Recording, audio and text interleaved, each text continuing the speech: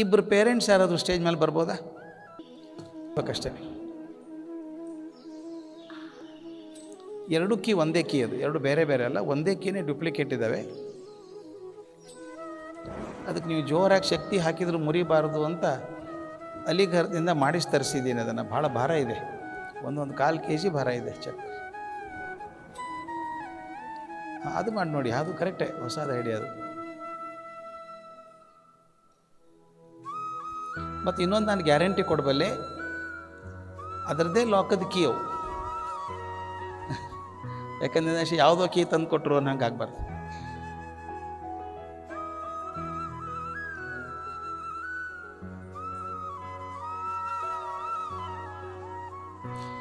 ಮಗುವನ್ನು ಬೆಳೆಸೋದು ಹಿಂಗಿದೆ. ಈಗ ಮಕ್ಕಳನ್ನು ಬೆಳೆಸೋದು ಹೀಗೆ, ನಾವು ಕೀ ಇದ್ದೀವಿ, ಮಗು ಲಾಕು.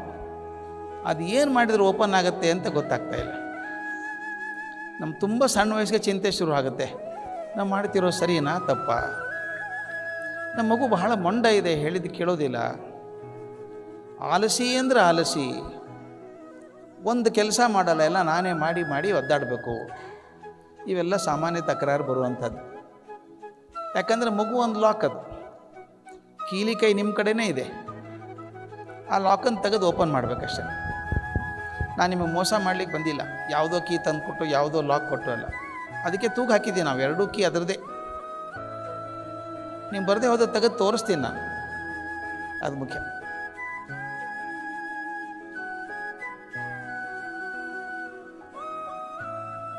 ಆಗ್ತಾ ಇಲ್ವಾ ಮೇಡಮ್? 5 ದಿವಸ ಆಯಿತು, 6 ದಿವಸ ಆಯಿತು, ಒದ್ದಾಡ್ತಾ ಇತ್ತು ಎಮ್ಮೆ. ನೆನಪಾಯ್ತು ಅವನಿಗೆ, ಓಹೋ ನನ್ನ ಗೆಳೆಯನ ಕಡೆ ಒಂದು ಎಮ್ಮೆ ಇತ್ತು, ಅದಕ್ಕೂ ಜ್ವರ ಬಂದಾಗ ಅವನು ಏನು ಮಾಡ್ದ ಕೇಳ್ಕೊಂಬರೋಣ ಅಂತ ಹೋದ. ಅಲ್ಲೋ ನೀನು ಎಮ್ಮೆಗೆ ಜ್ವರ ಬಂದಾಗ ಏನು ಮಾಡಿದೆ ಅಂತ. ಬೇಡ ಬಿಡೋ ಅಂದ. ಸ್ನೇಹಿತ ಅಲ್ಲವನು ನೀನು, ಏನು ಮಾಡಿದ್ದೆ ಹೇಳು ಅಂತ ಬಹಳ ಒತ್ತಾಯ ಮಾಡಿದ್ಮೇಲೆ ಹೇಳಿದವನು, ಏನಿಲ್ಲ ಕಣೋ, ಅರ್ಧ ಲೀಟ್ರ್ ಟರ್ಪಂಟೈನ್ ಆಯಿಲ್ ಕುಡಿಸ್ಬಿಟ್ಟೆ ಅದಕ್ಕೆ ಅಂತ. ಟರ್ಪಂಟೈನ್ ಆಯಿಲ್ ಗೊತ್ತಲ್ಲ, ಅದನ್ನು ಕುಡಿಸ್ಬಿಟ್ಟೆ ಅಂತ. ಟರ್ಪಂಟೈನ್ ಆಯಿಲ್ಲ, ಅದನ್ನೇ ಕುಡಿಸಿದೆ ಅಂದ. ಈ ಮನೆಗೆ ಬಂದು ವಿಚಾರ ಮಾಡಿದ, ಅವನ ಎಮ್ಮೆಗೆ 3 ದಿವಸ ಜ್ವರ ಬಂದಿತ್ತು, ನನ್ನ ಎಮ್ಮೆಗೆ 6 ದಿವಸ ಆಯಿತು. ಅದಕ್ಕೆ ಅರ್ಧ ಲೀಟ್ರ್ ಸಾಕಾಗಲಿಕ್ಕಿಲ್ಲ ಅಂತ 1 ಲೀಟ್ರ್ ಟರ್ಪಂಟೈನ್ ಆಯಿಲ್ ಹಿಡಿದು ಕುಡಿಸ್ಬಿಟ್ಟ. ಅರ್ಧ ತಾಸಿಗೆ ಸತ್ತೋಯ್ತು ಎಮ್ಮೆ. ಇವನು ವಾಪಸ್ ಓಡೋದ, ಅವನ ಕಾಲರ್ ಹಿಡ್ದ, ಏನಯ್ಯ ಟರ್ಪಂಟೈನ್ ಆಯಿಲ್ ಕುಡಿಸಿದೆ ಅಂತ ಹೇಳಿದೆ, ನನ್ನ ಎಮ್ಮೆ ಸತ್ತು ಹೋಯಿತು ಅಂತ. ಅವನು ಹೇಳ್ದ, ನಾನು ಏನು ಕುಡಿಸಿದೆ ಅಂತ ಕೇಳಿದೆ ನೀನು, ನನ್ನ ಎಮ್ಮೆಗೆ ಏನಾಗಿತ್ತು ಅಂತ ಕೇಳಿದ್ಯಾ ನೀನು, ನನ್ನ ಎಮ್ಮೆನೂ ಸತ್ತೋಗಿತ್ತು ಅಂತ. ಅಂದರೆ ಮತ್ತೊಬ್ಬರಿಗೆ ಔಷಧಿ ಕೊಟ್ಟದ್ದನ್ನು ನಾನು ಅದನ್ನೇ ಬಳಸೋದು ಬೇಡ.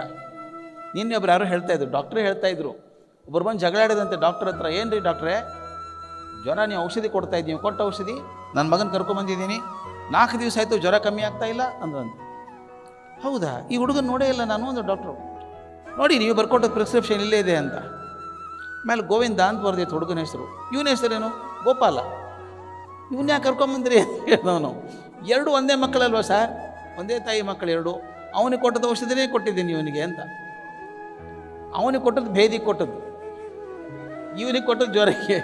ಆ ಔಷಧಿ ಕೊಟ್ಟರೆ ಆಗತ್ತಾ? ಅದೇ ಹೇಳೋದು ನಾನು, ಕೀಲಿ ಕೈ ಒಂದೇ ಇದ್ದರೂ ಕೂಡ ಬೇರೆ ಬೇರೆ ಆಗುತ್ತೆ.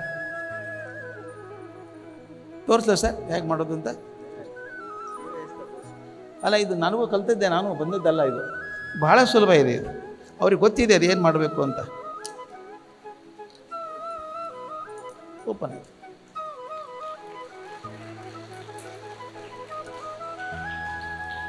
ಅದಕ್ಕಿದು ಬರೋಲ್ಲ. ಇದಕ್ಕೇನು ಮಾಡಬೇಕು ಅಂದರೆ, ಇಲ್ಲಿ ಕೆಳಗೆ ಇಟ್ಕೊಂಡು ಇಲ್ಲೊಂದು ಬಟನ್ ಇದೆ, ಇಲ್ಲಿ ಇದನ್ನು ಪ್ರೆಸ್ ಮಾಡಬೇಕು, ಓಪನ್ ಆಗುತ್ತೆ. ಇಲ್ಲಿ ಹಾಕಿದ್ರೆ ಬರುತ್ತೆ. ಅಂದರೆ ಮಗುಗೆ ಏನು ಮಾಡಿದ್ರೆ ಅದು ಮಾತ್ರ ಓಪನ್ ಆಗುತ್ತೆ, ಏನೋ ಮಾಡಿದ್ರೆ ಆಗಲ್ಲ. ಇಂತೋಳಿ ಇದು ತೋರಿಸಿ, ಇದು ಬೇರೆ ಇದೆ. ಎಲ್ಲ ಮಕ್ಕಳು ಬೇರೆ ಬೇರೆ ಅಲ್ವಾ? ನಿಮ್ಗೆ 2 ಮಕ್ಕಳಿದ್ರೆ 2 ಮಕ್ಕಳು ಬೇರೆಯೇ, ಒಂದೇ ಥರ ಇರೋಲ್ಲ. ಅದೇ ಲಾಕ್ ಓಪನ್ ಆಗಲ್ಲ. ಇದು ಬೇರೆ ತಂದಿದ್ದೇನೆ. ಇದನ್ನು ಹೆಂಗೆ ಇಡಬೇಕು? ಓಪನ್ ಆಗಿದೆ, ಈಗಾಗಲೇ ಓಪನ್ ಆಗಿದೆ. ಇದು ಬರ್ತಾ ಇದೆ. ಅದು ಯಾಕೆ ಬರಲ್ಲ ತೋರಿಸ್ತೀನಿ ನಾನು ನಿಮ್ಗೆ, ಯಾಕೆ ಬರಲ್ಲ ಅಂತ.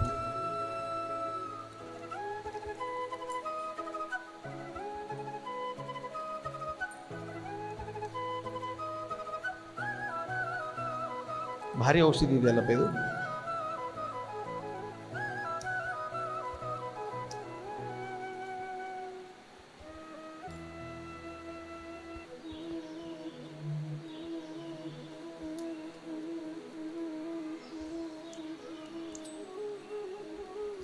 ಆಕ್ಚುಲಿ ಕೈ ಕೊಡಿ. ಇಲ್ಲ ಬರಲ್ಲ ಇದು ಸರ್.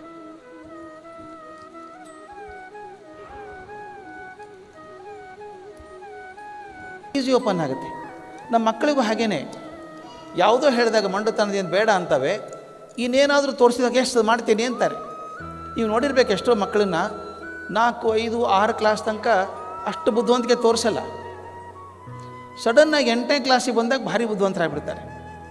ಇನ್ನು ಕೆಲವರು ಪಿ ಯು ಸಿಯಲ್ಲಿ ನೋಡಿದ್ದೀನಿ ನಾನು, 10th ಆರ್ಡಿನರಿಯಾಗೇ ಇರ್ತಾರೆ, ಪಿ ಯು ಸಿಗೆ ಬಂದಾಗ ಸರ್ರಂದು ಬೆಳ್ಕೊಂಡ್ಬಿಡ್ತಾರೆ.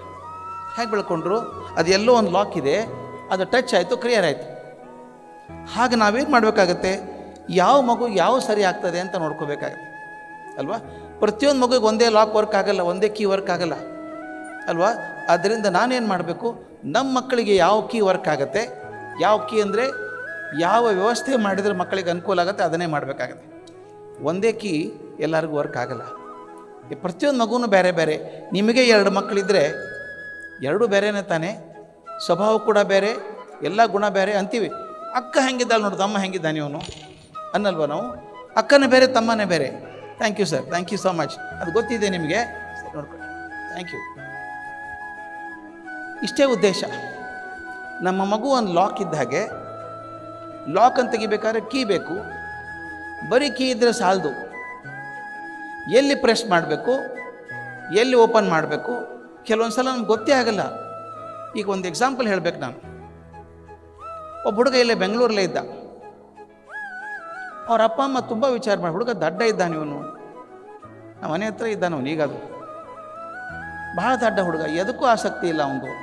ಶಾಲೆ ಕರ್ಕೊಂಡು ಹೋದಾಗ ಟೀಚರ್ ತಿರ್ಗಾ ಲೆಟರ್ ಕಳಿಸೋರು, ಪೇರೆಂಟ್ಸ್ ಬಂದು ಭೇಟಿ ಆಗಬೇಕು, ನಿಮ್ಮ ಹುಡುಗ ಪಾಸ್ ಆಗ್ತಾ ಇಲ್ಲ, ಗಣಿತದಲ್ಲಿ ಫೇಲ್ ಆಗ್ತಾನೆ, ಅವ್ನ ಪ್ರಯೋಜನ ಇಲ್ಲ, ತೊಗೊಂಡು ಹೋಗ್ಬಿಡಿ, ಟಿ ಸಿ ತೊಗೊಂಡು ಹೋಗಿ. ಅದೊಂದು ದೊಡ್ಡ ವೆಪನ್ ಇದೆಯಲ್ಲ ನಮ್ಮ ಕಡೆಗೆ, ಟಿ ಸಿ ತೊಗೊಂಡು ಹೋಗಿ ಅಂತ ಹೇಳ್ತಾ ಇದ್ರು.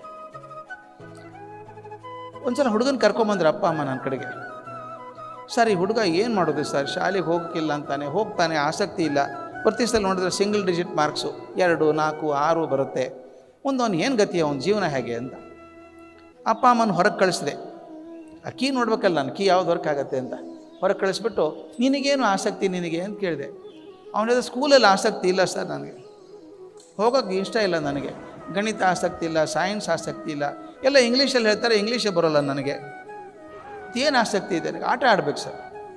ಏನು ಆಟ ಆಡ್ತೀಯ? ಎತ್ತರ ಹುಡುಗ, ಕಬಡ್ಡಿ ಆಡ್ತೀನಿ ಸರ್. ಆಡ್ತೀಯ ಎಲ್ಲಾದರೂ ಅಂತ ಕೇಳಿದೆ. ಆಡ್ತೀನಿ ಸರ್, ಕಬಡ್ಡಿ ಆಡ್ತೀನಿ ಸರ್ ಅಂದ. ಒಂದೇನು ಟೀಮಿಗೆ ಆಡ್ತೀಯಾ ಅಂತ ಕೇಳಿದೆ. ಹೌದು ಸರ್, ನಮ್ಮದೇ ಒಂದು ಟೀಮ್ ಇದೆ, ಆಡ್ತಾ ಇದ್ದೀನಿ ಅಂದ. ನೋಡಿ ಬೆಳವಣಿಗೆ ಆಗಿ ಅವನು ಇಂಡಿಯಾದ, ಭಾರತ ದೇಶದ ಕಬಡ್ಡಿ ಟೀಮ್ ಕ್ಯಾಪ್ಟನ್ ಆದ. ಆದಾಗ ಅವನು ಪದ್ಮಶ್ರೀ ಪ್ರಶಸ್ತಿ ಬಂತು ಅವನಿಗೆ. ಅವರಪ್ಪ ಬಂದು, ಸರ್ ನಮ್ಮ ಹುಡುಗ ಪದ್ಮಶ್ರೀ ಬಂತು ಸರ್. ಎದಕ್ಕೆ ಬಂತು? ಕಬಡ್ಡಿಗೆ ಬಂತು. ಈ ಲಾಕ್ ನಾನೇನು ಮಾಡ್ತಿದ್ದೆ, key mathematics, science, social science key open ಮಾಡ್ತಾ ಇದ್ದೆ. ಅರ್ಥ ಆಯ್ತಲ್ಲ ಹೇಳೋದು ನಾನು. ಅವನು ಅದರಲ್ಲಿ ಬುದ್ಧಿವಂತ ಇದ್ದಾನೆ ಅಂತ ಟ್ರೈ ಮಾಡ್ತಾ ಇದ್ದೆ. ಆದರೆ ಅವನ ಇಂಟೆಲಿಜೆನ್ಸ್ ಇರೋದು ಕಬಡ್ಡಿಯಲ್ಲಿ. Finest player of kabaddi. ಅವನು ಇಂಜಿನಿಯರ್ ಆಗಿದ್ದರೆ ಅಷ್ಟು ಫೇಮಸ್ ಆಗ್ತಿರಲಿಲ್ಲ. ಅವನು ಆಲ್ ಇಂಡಿಯಾ ಟೀಮ್ ಕ್ಯಾಪ್ಟನ್ ಆದ. ಈಗ ಕಬಡ್ಡಿ ಕಾಂಪಿಟೇಷನ್ ಮಾಡ್ತಾರಲ್ಲ, ಈಗ ಅದೇನೋ ಬೇರೆ ಬೇರೆ ಝೋನ್ ಮಾಡಿ ಕಬಡ್ಡಿ ಆಡ್ತಾರೆ. ಆಡಿದಾಗ ಅವ್ನು ಭಾರಿ ಫೇಮಸ್ಸು. ಅವ್ನು ವರ್ಷಕ್ಕೆ 2.5 ಕೋಟಿ ಕಾಂಟ್ರಾಕ್ಟ್. ಅವನಿಗೆ 2.5 ಕೋಟಿ ರೂಪಾಯಿ ಕಾಂಟ್ರಾಕ್ಟ್ ಪ್ರತಿ ವರ್ಷ ಕೊಡ್ತಾರೆ. ಈಗ ಕೋಚ್ ಆಗಿದ್ದಾನೆ, ಈಗ ಆಡೋದು ಬಿಟ್ಟಿದ್ದ ಕೋಚ್ ಆಗಿದ್ದಾನೆ. ಆಲ್ ಇಂಡಿಯಾ ಟೀಮ್ ಕ್ಯಾಪ್ಟನ್ ಅವನು ಸಕ್ಸಸ್ಫುಲ್ಲ ಫೇಲ್ಯೂರ? ಸಕ್ಸಸ್ ಅಲ್ವಾ ಅವನು? ಸಾಫ್ಟ್ವೇರ್ ಇಂಜಿನಿಯರ್ ಆಗಿದ್ದರೂ ಫೇಮಸ್ ಆಗ್ತಿದ್ದಿಲ್ಲ ಅವನು. ಈ ಕಬಡ್ಡಿ ಟೀಮ್ ಕ್ಯಾಪ್ಟನ್ ಆದ.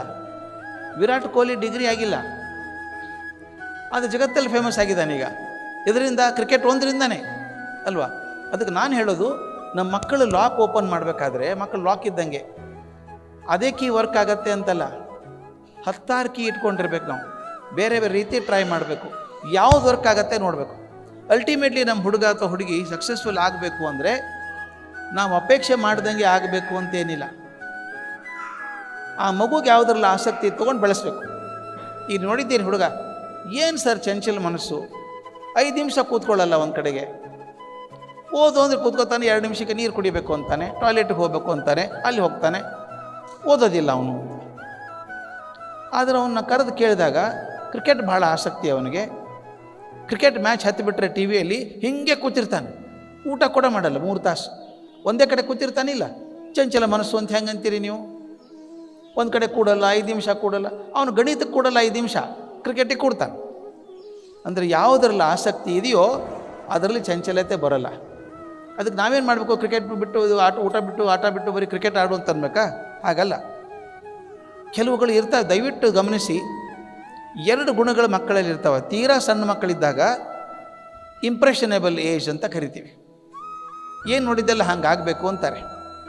ನಿಮಗೊಂದು ಜಾದೂಗಾರ ಕರೆಸ್ಬಿಟ್ರೆ ಸ್ಕೂಲಲ್ಲಿ, ನಾನು ಜಾದೂಗಾರ ಆಗಬೇಕು ಅಂತಾನೆ.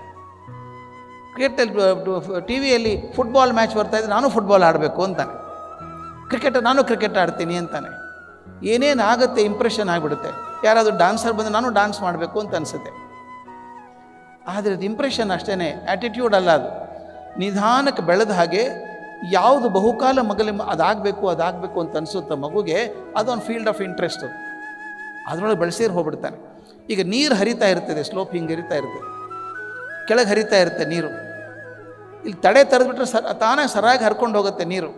ಅದ್ರ ಮೇಲೆ ತಳ್ಳಬೇಕು ಅಂದರೆ ಏನು ಮಾಡಬೇಕು? ನೀರು ನಾನು ವಿರುದ್ಧ ದಿಕ್ಕಿಗೆ ತಳ್ಳಬೇಕು ಅಂತ ತುಂಬ ಕಷ್ಟ. ಪಂಪ್ ಹಾಕಬೇಕಾಗತ್ತೆ. ಪಂಪ್ ಹಾಕಿ ನೀರು ಎತ್ತಬೇಕು, ಮೇಲೆ ಬಿಟ್ಟರೆ ಕೆಳಗೆ ಬರುತ್ತೆ. ಮತ್ತೆ ಆ ಮಗುವಿನ ಮನಸ್ಸಿನಲ್ಲಿ ಇದ್ದದ್ದನ್ನು ಮಾಡೋಕ್ಕೆ ಹೋದಾಗ ತುಂಬ ಸುಲಭವಾಗಿ ಆಗುತ್ತೆ. ಮಗುವಿನ ಮನಸ್ಸಿಗೆ ವಿರುದ್ಧವಾಗಿ ಮಾಡಿದಾಗ ತುಂಬ ತಡೆ ಬರುತ್ತೆ. ನಾನು ನೋಡಿದ್ದೀನಿ, ನನ್ನ ವಿದ್ಯಾರ್ಥಿನಿ ಒಬ್ಬಳು MBBS ಮಾಡಿದ್ಲು. ಬುದ್ಧಿವಂತ ಹುಡುಗಿ, ಕಾಲೇಜಲ್ಲಿ ಓದಿ MBBS ಮಾಡಿದ್ಲು. ಈಗ ಗಾರ್ಮೆಂಟ್ ಡಿಸೈನ್ ಮಾಡ್ತಾ ಇದ್ದಾಳೆ. ಒಂದು ಮೆಡಿಕಲ್ ಫೀಲ್ಡ್ ಟ್ರೈ ಮಾಡಲಿಲ್ಲ, ಒಂದು ಪೇಷಂಟ್ ನೋಡಲಿಲ್ಲ, ಒಂದು ಔಷಧಿ ಕೊಡಲಿಲ್ಲ. ಈಗ ಬಟ್ಟೆ ಸ್ಟಿಚ್ ಮಾಡ್ತಾಳೆ, ಹೊಲಿಗೆ ಮಾಡಿ. ನಾನು ಬಟ್ಟೆ ಹೊಲಿಯೋಕ್ಕೆ MBBS ಯಾಕಮ್ಮ ಅದೇ, ನೀನು ಎನಾಟಮಿಯಾಗಿ ಕಲಿಬೇಕಾಗಿತ್ತು ಅಂತ ಕೇಳಿದೆ. ಸರ್ ನನಗೆ ಆಸಕ್ತಿ ಇರಲಿಲ್ಲ ಸರ್, ನಮ್ಮಪ್ಪ ಡಾಕ್ಟರ್ ಆಗು ಅಂದರು, ಆಗಿಬಿಟ್ಟೆ. ಬಟ್ ನನಗೆ ಆಸಕ್ತಿ ಇರೋದು ಫ್ಯಾಷನ್ ಡಿಸೈನಿಂಗಲ್ಲಿ, ಯಾಕೆ ಅದು ಮಾಡ್ತೀನಿ. ಅದನ್ನು ಅಕಸ್ಮಾತ್ ಅವತ್ತಿಂದ ಮಾಡಿದರೆ ಯಾಕೆ fashion designing with are more successful ಅಲ್ವಾ? ಆಕೆ ಮನಸ್ಸಿನ ವಿರುದ್ಧವಾಗಿ ಮಾಡಿದಾಗ ನಿಮ್ಮ ಒತ್ತಾಯಕ್ಕೆ ಮಣಿದು ಆಕೆ ಡಾಕ್ಟರ್ ಆದಲು. ಅದ್ರ ಮನಸ್ಸಿನ ತಕ್ಕ ಗಾರ್ಮೆಂಟ್ ಡಿಸೈನಿಂಗ್ ಮಾಡ್ಕೊಂಡು ಹೋದ್ಲು. ಇದು ಒಂದು ಅನ್ಯಾಯ ಆಗಲಿಲ್ಲ ನಮ್ಮ ನಿನ್ನಿಂದಾಗಿ. ಒಬ್ಬ ಹುಡುಗಿಗೆ ಸೀಟ್ ಸಿಗೋದು ತಪ್ಪಲ್ಲ, ಮೆಡಿಕಲ್ ಸೀಟ್ ಸಿಕ್ಕಲಿ ತಪ್ಪಲಿಲ್ವಾ? ಇನ್ನೊಬ್ಬ ಹುಡುಗ ಅಥವಾ ಹುಡುಗಿ ಮೆಡಿಕಲ್ ಆಗ್ಬೋದಾಗಿತ್ತು, ಆ ಜಾಗದಲ್ಲಿ ನೀನು ಹೋದೆ, ಪ್ರಯೋಜನ ಮಾಡ್ಕೊಳ್ಳಿಲ್ಲ. ಅದರಿಂದ ನಾನು ಹೇಳೋದು, ಅದ್ರ ಮಕ್ಕಳು ಹೇಳ್ದಂಗೆ ಮಾಡಬೇಕು ಅಂತಲ್ಲ. ಮಕ್ಕಳ ಮನಸ್ಸಲ್ಲಿ ಏನಿದೆ ಅರ್ಥ ಮಾಡ್ಕೊಳ್ಳೋಣ. ಮಕ್ಕಳಲ್ಲಿ ಯಾವುದ್ರಲ್ಲಿ ಆಸಕ್ತಿ ಇದೆ ನೋಡೋಣ. ಅದಕ್ಕೇನು ಮಾಡಬೇಕು? ಆಗಾಗ ಬಂದು ಟೀಚರ್ ಹತ್ರ ಮಾತಾಡಬೇಕು. ನೀವು ಮಕ್ಕಳು 8th, 9th, 10th ಬಂದಾಗ ಆ್ಯಪ್ಟಿಟ್ಯೂಡ್ ಟೆಸ್ಟ್ ಮಾಡಿಸ್ಬೇಕು. ಆ್ಯಪ್ಟಿಟ್ಯೂಡ್ ಟೆಸ್ಟ್ ಮಾಡಿದಾಗ ಗೊತ್ತಾಗುತ್ತೆ ಯಾವ ಏರಿಯಾದಲ್ಲಿ ಮಗುಗೆ ಆಸಕ್ತಿ ಜಾಸ್ತಿ ಇದೆ. ಹುಡುಗರು ಹೇಳ್ಬಿಡ್ತಾರೆ, ಕೇಳಿದ್ರೆ I want to be this, I want to be this, I want to be this ಅಂತಾರೆ. ನಿಜವಾಗ್ಲೂ ಗಟ್ಟಿ ಇದೆಯಾ? ಅವ್ರಿಗೇನಾಗುತ್ತೆ ಗೊತ್ತಾ? ಯಾರೊಬ್ಬರು ಸಾಫ್ಟ್ವೇರ್ ಇಂಜಿನಿಯರ್ ನೋಡಿದ್ದಾರೆ, ಸುಂದರ್ ಪಿಚಾಯ್, ಗೂಗಲ್ CEO, ಅವ್ನು ಗಳಿಸ್ತಾನೆ, ಸಿಕ್ಕಾಪಟ್ಟೆ ಗಳಿಸ್ತಾನೆ, ವರ್ಷಕ್ಕೆ 500 ಕೋಟಿ ಗಳಿಸ್ತಾನೆ ಅಂತಿದ್ರೆ ನಾನು ಆಗಬೇಕು ಅಂತ ಅನಿಸುತ್ತೆ. ನನಗೆ ಆಸೆ ಇದೆಯಲ್ಲೋ ಗೊತ್ತಿಲ್ಲ, ಆ ಶಕ್ತಿ ಇದೆಯೋ ಗೊತ್ತಿಲ್ಲ, ಇನ್ನೊಬ್ರು ಆದದ್ದು ನೋಡಿ ಹಂಗೆ ಆಗಬೇಕು ಅಂತ ಅನಿಸೋದಿರುತ್ತೆ. ಆದರೆ ಆ ಮಗುಗಿರುವಂಥ ಶಕ್ತಿ ಯಾವುದು ಅಂತ ಗಮನಿಸಿ ಮಾಡಿದಾಗ ಲಾಕ್ ಓಪನ್ ಆಗುತ್ತೆ. ಇದ್ರ ಲಾಕ್ ಓಪನ್ ಆಗೋದೇ ಇಲ್ಲ, ಮಂಡು ಲಾಕ್ ಆಗಿಬಿಡುತ್ತೆ.